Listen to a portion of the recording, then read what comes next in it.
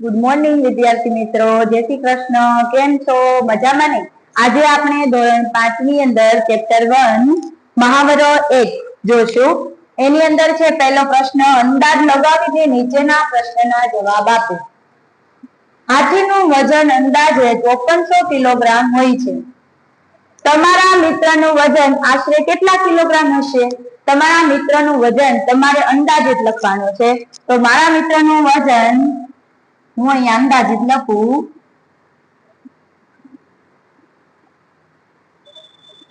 54 kilogram. ત્યાર પછી તમારી સાથે અભ્યાસ કરતા 12 બાળકોનું વજન લખો. હવે તમે 5મા ધોરણની અંદર ભણો છો તો તમારી સાથે તમારા ક્લાસરૂમની અંદર બીજા 12 બાળકો હોય, એવા 12 બાળકોનું અંદાજિત વજન તમારે લખવાનું છે. તો હું અંદાજિત અહીંયા લખીશ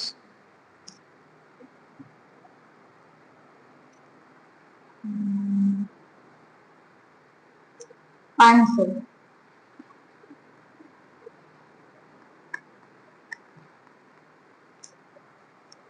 હાથીનું વજન તમારા જેવા 12 બાળકોના વજન કરતા લગભગ કેટલું વધારે હશે? તો હવે શું કરવાનું છે? જે આ 5400 આપ્યું છે ને એમાંથી આપણે 500 બાદ કરવાના, એટલે કે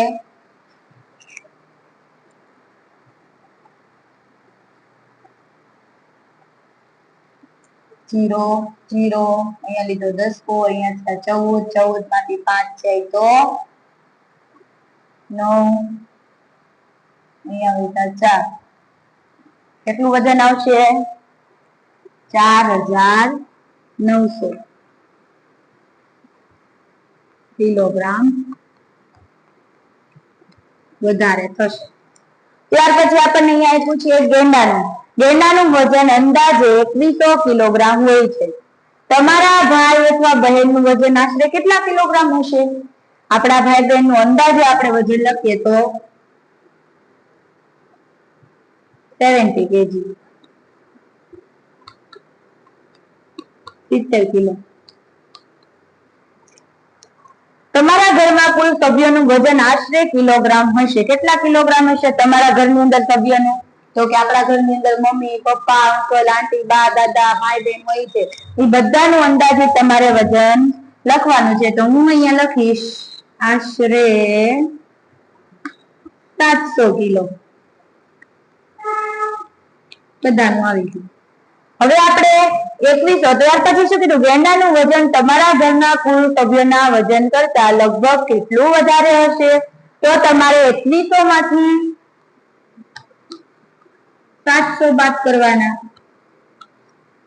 0 0, 1 માંથી 7 ન જાય, અહીંયા ત્યાં 11, 11 માંથી 7 જાય તો 4, અહીંયા વધ્યા 1.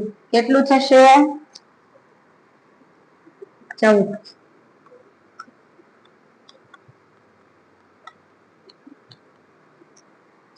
કિલોગ્રામ ગેંડાના તમારા કુલ ઘરના સભ્યોના કરતા ગેંડાનું વજન એટલું વધારે છે. મગરનું વજન અંદાજે 600 કિલોગ્રામ હોય છે. તમારું વજન કેટલું છે? અહીંયા તમારું વજન હું અહીંયા લખું 52 કિલો.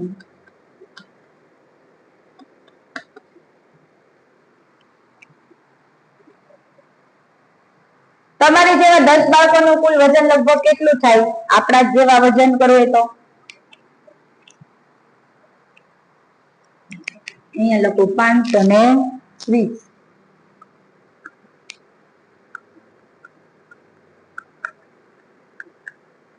તો મગરના વજનના તમારા જેવા 10 બાળકોના વજન કરતા લગભગ કેટલું વધારે થશે? તો અહીંયા 600 માંથી 520 બાદ કરશો એટલે કેટલા આવશે? 80 કિલોગ્રામ વધારે હશે. સમજાય છે ને મિત્રો? આવી રીતના આ દાખલાની અંદર આપણે અંદાજિત કિંમત લગાવવાની છે. ત્યાર પછી આપણને જે વજન આપ્યું છે એમાંથી બાદ કરવાનું છે અને એ જે જવાબ આવે ઈ પ્રાણીઓનું વજન છે અને એના કરતા આપણી કરતા એટલું વજન ઈ પ્રાણીઓનું છે. હવે આપણે આગળ મહાવરો 2 જોઈશું. આપણે મહાવરો 1 જોયો, હવે આપણે મહાવરો 2 જોઈશું, જેની અંદર આપણને પહેલા તો કીધું છે કે બળદ, આપણે પહેલો પ્રશ્ન છે ઝડપ અને સમયના અંદાજે નીચેના દાખલા ગણો. તો હવે આપણે વિદ્યાર્થી મિત્રો આની અંદર છે ને પહેલા રકમ વ્યવસ્થિત સમજવાની છે કે તમને આ રકમમાં શું કહેવા માંગે છે. જો તમે રકમ વ્યવસ્થિત સમજશો તો જ તમને દાખલાની અંદર ખબર પડશે કે શું કરવાનું છે, સરવાળો, ભાગાકાર, ગુણાકાર, બાદબાકી, કંઈ પણ. એક બળદગાડું 1 કલાકમાં અંદાજે 4 કિમી ચાલે છે, એટલે કે 1 કલાકની અંદર 4 કિલોમીટર ચાલે છે. તો 24 કિલોમીટર ચાલવા માટે તેને કેટલો સમય લાગશે? તો આપણે શું કરવું પડશે? 1 કલાકની અંદર 4 કિમી ચાલે, તો હવે આપણે 24 કિલોમીટર છે એને કેટલા કલાકમાં ઈ 24 કિલોમીટર ચાલે ને ઈ શોધવાનું છે. એટલા માટે આપણે અહીંયા ભાગાકાર કરીશું, 24 ભાગ્યા 4, તો 4 × 24 કેટલા કલાક ચાલશે? 6 કલાક. 6 કલાકની અંદર 24 કિલોમીટર અંતર કાપશે. તો અહીંયા લખવાનું, બળદગાડાને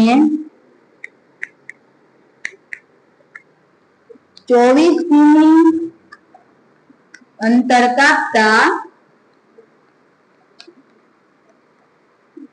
6 કલાક થશે અથવા તો લાગશે.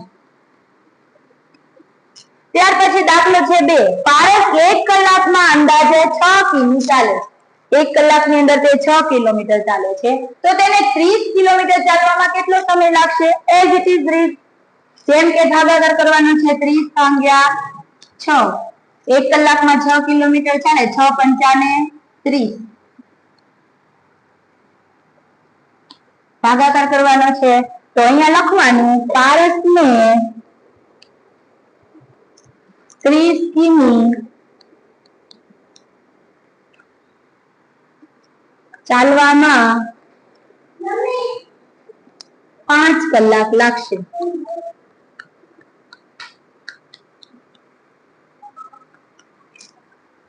પ્રશ્ન નંબર છે 3.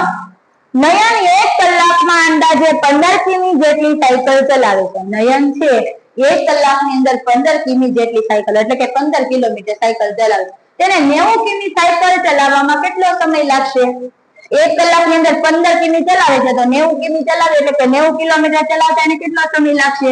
તો આમાં પણ આપણે શું કરવાનું છે? ભાગાકાર. 15 એકાનો ઘડિયો બોલો, 15 એકા 15, 15 દુ 30, 15 તેરી 45, 15 ચોક 60, 15 પંચા 75, 15 છ 90. તો આની અંદર આવશે નયનને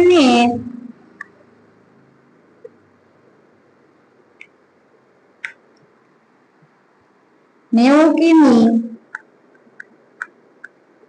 સાયકલ ચલાવવામાં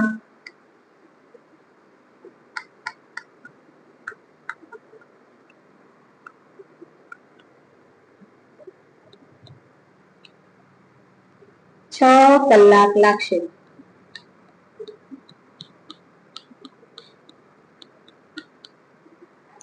સમજાય છે ને? ત્યાર પછી આપણે દાખલા નંબર 4. ટ્રેક્ટર 1 કલાકમાં અંદાજે, જો મિત્રો, ટ્રેક્ટર 1 કલાકમાં અંદાજે 20 કિમી ઝડપે ચાલે છે. જો અહીંયાથી રકમ ફરે છે. 1 કલાકમાં અંદાજે 20 કિમી ઝડપે ચાલે છે, તો 4 કલાક બાદ તેને કેટલું અંતર કાપ્યું હશે? હવે આમાં શું થશે? આપણે ઉપર જોયું એમાં કેવી રીતના હતું કે ઈ કિમી હતો એનો સમય શોધવાનો હતો, અને અહીંયા આપણને સમયની અંદર કેટલા કિલોમીટર અંતર કાપશે ઈ શોધવાનું છે.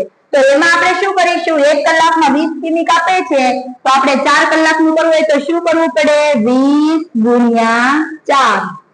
4 ને 0 હારે ગુણતા 0 અને 4 દુ ને 8. તો અહીંયા લખવાનું, ટ્રેક્ટરને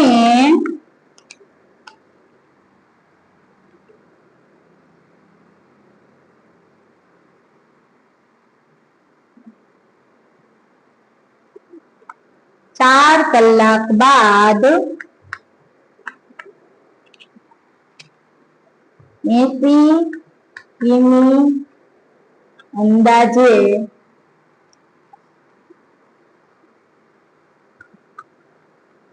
અંતર કાપશે.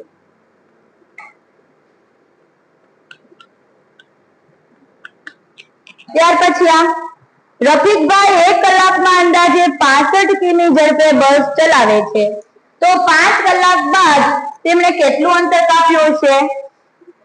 જો આ દાખલો તમને આવડતો હોય તો તમારે આ દાખલાનો જવાબ મને કમેન્ટમાં આપવાનો છે.